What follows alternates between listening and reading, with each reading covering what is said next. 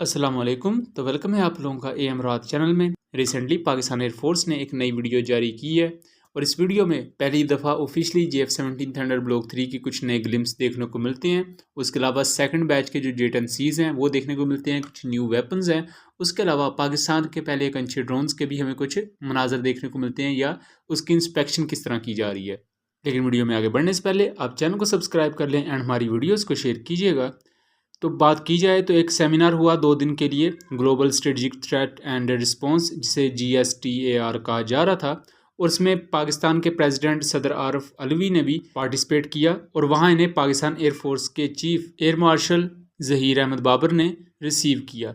इस वीडियो की बात की जाए तो इसमें काफ़ी नई चीज़ें देखी गई हैं। सबसे पहले अगर हम देखें तो JF-17 थंडर के कुछ नए ग्लिम्स हमें देखने को मिलते हैं।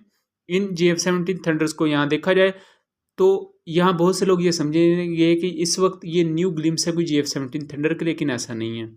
ये तस्वीर अब शाया की गई हैं, लेकिन ये तस्वीर लीक अब गई थी या ये किस टाइमलाइन से हैं, तो ये पिछले साल दिसंबर यानी कि 2021 का जो दिसंबर का महीना था या 2022 का जो शुरू हुआ है, ये तब के मनाजर हैं जिनको रिलीज अब किया गया है। इस वक्त जितने भी JF-17 थंडर ब्लॉक 3 हैं उन्हें पाकिस्तान एयरफोर्स के ऑफिशियल कैमोफ्लाज में पेंट कर दिया गया है, लेकिन यहाँ JF-17 थंडर्स हमें एज अ प्रोटोटाइप दिखाए गए हैं, जो कि इस बात को वाजे करता है कि या तो ये इस साल के शुरू की तस्वीर ली गई थी या पिछले साल दिसंबर की तस्वीर ली गई थी जिन्हें रिलीज अब किया गया है। यहाँ इनकी असेंबली हो चुकी है और इन पर फाइनल टेस्टिंग या इंटीग्रेशन का काम जारी है।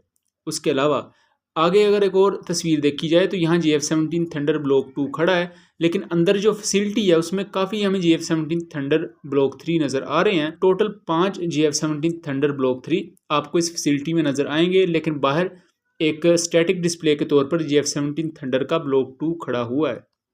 उसके बाद पहली हमें ग्लिम्स यहाँ देखने को मिलती है सेकंड बैच के J-10C एयरक्राफ्ट की, जिसका टेल नंबर 22-110 है, यानी कि J-10C जो पाकिस्तान एयरफोर्स ने ली हैं उनका ये 10वां एयरक्राफ्ट है जो कि सेकंड बैच से रिलेट करता है। तो JF-17 थंडर की अगर तस्वीर को गौर से देखा जाए तो यहाँ अभी कुछ missile approach warning systems add करने हैं, उसके अलावा अभी कुछ काम होना है, तो ये इस चीज़ को ज़ाहिर करती हैं कि ये तस्वीर फाइनल इंटीग्रेशन जो टेस्ट होते हैं उनसे ली गई हैं। उसके बाद इसकी फ़्लाइट टेस्टिंग होती है और जहाज़ को एयरफोर्स के लिए क्लियर कर दिया जाता है।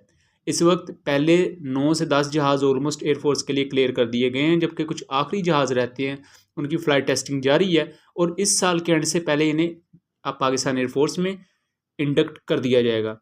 यहाँ बहुत से लोग बेसब्री का मुजाहरा करते हैं कि अभी तक JF-17 थंडर एयरफोर्स में क्यों नहीं आया, क्या ये लेट हो चुका है, क्या इसे ये हो गया है या वो हो गया है। तो ये एक प्रोग्राम है, ये एक पूरे का पूरा प्रोजेक्ट है। एयरफोर्स बेहतर जानती होती है, उनमें ऑफिशियल लोग मौजूद होते हैं जिन्हें बेहतर पता होता है हमने किसी भी प्रोजेक्ट को किस तरह लेकर चलना है। हम जो शख्स बाहर बैठे होते हैं हमने सिर्फ बात ही कर लेनी होती है, हमें किसी चीज़ की इन डेप्थ डिटेल्स का नहीं पता होता। सो हमें जिस चीज़ का नहीं पता बेहतर होता है उस चीज़ के बारे में खामोशी इख्तियार की जाए। लेकिन मैं बारहा ये बात कह चुका हूँ कि इस साल से पहले JF-17 थंडर्स पाकिस्तान एयरफोर्स का हिस्सा बन जाएंगे। यहाँ एक और चीज़ के बहुत से लोग कह रहे हैं कि इसमें air to air refuelling probe नहीं है, तो air to air refuelling probe JF-17 block 2, JF-17B और ब्लॉक 3 इन तमाम में मौजूद है। लेकिन air to air refuelling probe detachable है, मतलब इसे लगाया भी जा सकता है और इसे उतारा भी जा सकता है। अगर आप JF-17 थंडर ब्लॉक 3 की इस तस्वीर को देखें तो यह जो आपको एक हिस्सा नज़र आ रहा है ये असल में वो हिस्सा होता है जिसको उतार कर यहाँ air to air refuelling probe लगा दी जाती है, लेकिन तब जब आपको ऑपरेशनली उसकी ज़रूरत हो। अगर ऑपरेशनली आपको एयर टू एयर रिफ्यूलिंग की ज़रूरत नहीं है तो फिर air to air refuelling probe को नहीं लगाया जाता, क्योंकि अगर उसे लगा दिया जाए तो ये पहली लाइट कॉम्बैट एयरक्राफ्ट है तो इसकी ड्रैग में इजाफा हो जाता है। आपने J-10Cs को भी देखा होगा तो उसमें आपको कुछ J-10Cs पर air to air refuelling probe नज़र नहीं आएगी, जो कि इस बात को वाज़ेह करती है कि वो भी डिटैचेबल है। जब मिशन पर ज़रूरत हो एयर टू एयर रिफ्यूलिंग की तभी इन्हें लगाया जाता है। हर इसकी इंडक्शन के हवाले से मैं एक चीज़ कहता चलूँ कि हमें सिर्फ 2 से 3 माह का इंतज़ार करना पड़ा है और पाकिस्तानी कौम इतनी ज़्यादा सुस्ता गई है। हमसे बेहतर इंडिया वाले हैं जो पिछले 40 साल से तेजस MK-1A का इंतज़ार कर रहे हैं और अभी तक उन्होंने कभी उम्मीद नहीं छोड़ी, तो आपको भी उम्मीद नहीं छोड़नी चाहिए। बहरहाल इससे आगे अगर हम देखें तो एक टारगेटिंग ड्रोन या एक क्रूज़ मिसाइल जैसा एक कंसेप्ट दिखाया गया है। इसके बारे में मुख्तलिफ आरा पाई जा रही हैं। कुछ लोगों के मुताबिक ये पाकिस्तान एयरफोर्स का कोई upcoming next generation targeting drone है जो कि एक सेंस भी क्रिएट करता है, क्योंकि पाकिस्तान प्रोजेक्ट अज़म के तहत कुछ नए टारगेटिंग ड्रोन्स भी बना रहा है जिनकी स्पीड पहले से ज़्यादा होगी, मनूवरेबिलिटी भी ज़्यादा होगी, जिससे पायलट्स को एक रियल टाइम ट्रेनिंग का एहसास होगा। उसके अलावा कुछ लोगों के नज़दीक यह कोई एयर लॉन्च्ड क्रूज़ मिसाइल हो सकता है जो कि पाकिस्तान अपने फाइटर जेट्स पर लगाएगा, या कुछ ऐसी स्कूल ऑफ थॉट भी पाई जा रही है लोगों में कि ये कोई पाकिस्तान एयरफोर्स की लोइटरिंग म्यूनिशन या सुसाइड ड्रोन हो सकता है, जैसे ईरान के पास आरिश और शाहिद 136 ड्रोन्स मौजूद हैं। उसके बाद देखा जाए पाकिस्तान एयरफोर्स के पायलट या पाकिस्तान एयरफोर्स के एक टेक्नीशियन को दिखाया गया है जो अकंचे ड्रोन को इंस्पेक्ट कर रहा है।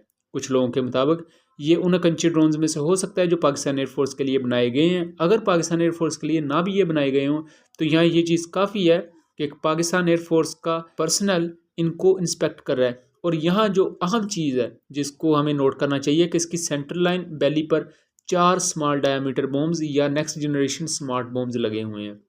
ये नेक्स्ट जनरेशन स्मार्ट बॉम्ब्स एक तो छोटा एरिया कवर करते हैं, यानी कि इन्हें एक वक्त में ज़्यादा तादाद में लेकर जाया जा सकता है, और इन्हें फाइटर जेट्स भी यूज़ करते हैं। तो यहाँ हायर पॉसिबिलिटी ये है कि पाकिस्तान ट्रांसफ़र ऑफ टेक्नोलॉजी के तहत इन स्मॉल डायामीटर बॉम्ब्स को अपने मुल्क में बनाएगा, और ये JF-17 थंडर ब्लॉक 3 पर भी, और उसके अलावा JF-17 थंडर के तमाम पुराने वर्जन्स पर भी, मिराजेस और F-16 पर भी इंटीग्रेट किए जा सकते हैं, और J-10Cs पर भी ऑफ कोर्स।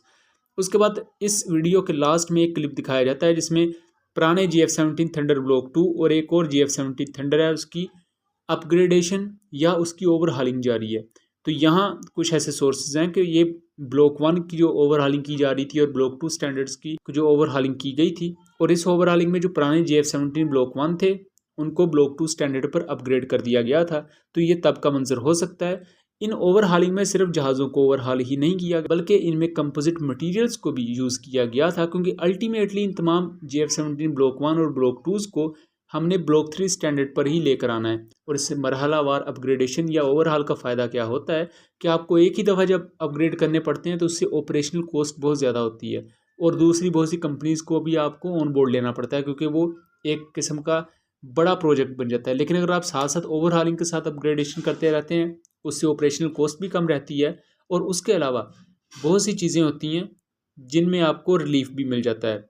यहाँ एक और चीज़ जिसको ध्यान में रखना चाहिए कि JF-17 थंडर ब्लॉक 3 के वक्त काफ़ी यूनिट्स पाकिस्तान एयरफोर्स के ऑफिशियल कैमोफ्लाज में मौजूद हैं और अनऑफिशियली वो पाकिस्तान एयरफोर्स का हिस्सा भी हैं। लेकिन इसके बावजूद पाकिस्तान एयरफोर्स ने ऑफिशियली अब जाके कुछ तस्वीर या कुछ ग्लिम्स इसके रिलीज़ किए हैं। इससे पहले पाकिस्तान एयरफोर्स ने इसके कोई ग्लिम्स रिलीज़ नहीं किए थे। जितनी भी तस्वीर थी ये मुख्तलिफ ओसिन साइट्स के थ्रू हम तक पहुँची थी। तो इससे आपको ये अंदाज़ा हो जाएगा कि पाकिस्तान एयरफोर्स कोई ज़्यादा अपनी एडवर्टीज़मेंट वगैरह नहीं करती। इवन जो चीज़ बन जाती है, जो चीज़ प्रूव्ड हो जाती है, उसी को कौम के सामने लाया जाता है। अगर आप इसके मुकाबले में हमसाया मुल्क को देखें तो अभी तक उन्होंने तेजस MK2 के पता नहीं कितने मॉडल्स बना चुके होंगे, कई उन्होंने अपने वेपन्स के मॉडल भी बना चुके होंगे, लेकिन अभी तक वो वेपन्स खुद बनाए नहीं हैं, जस्ट उनके मॉडल ही बने हुए हैं। तो उम्मीद करता हूँ चीज़ें क्लियर रही होंगी। मिलेंगे अगली वीडियो में, तब तक के लिए अल्लाह हाफिज़।